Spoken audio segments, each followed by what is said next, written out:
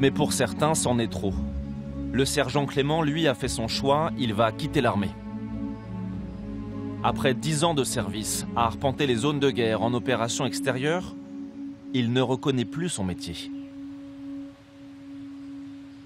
Il y a 100% de chances que je ne re-signe pas, quoi. Pour moi, le job d'un militaire, c'est de partir en guerre. Moi, je ne me suis pas engagé pour faire la sécurité.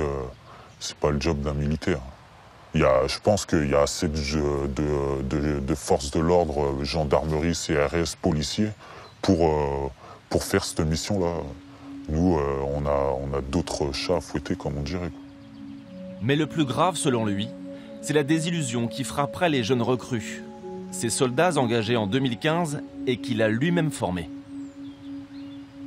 Les petits jeunes, ils ont moins d'1 an de service et ils veulent arrêter. Hein. Ils se sont engagés, c'est bien, ils vont jusqu'au bout de leur contrat, mais ils savent déjà que, alors qu'il leur reste plus de 4 ans, ils savent déjà qu'ils ne re-signeront pas. Ils arrivent, ils font leur classe, ils passent tous les diplômes, et souvent, et même à 95%, voire 100% des cas, leur première mission, c'est des sentinelles. Voilà. Ils sont engagés pour faire ça. Selon lui, beaucoup de ces jeunes ont été séduits par les spots publicitaires de l'armée. Je suis le gardien de valeurs qui n'ont pas de prix. Vantant aussi bien les opérations extérieures que la mission Sentinelle. Je reste en éveil pour que vous dormiez en paix. Je veux être le nouveau souffle, juste après la tempête. En presque 3 ans, sur fond de traumatisme post-attentat et de sursaut national, 46 000 jeunes se sont engagés, la plupart pour des contrats de 3 ou 5 ans.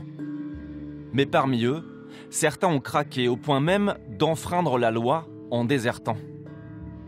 C'est le cas d'Aurélien. Lui a déserté après 2 ans d'engagement. Il est poursuivi par l'armée et risque 3 ans de prison minimum.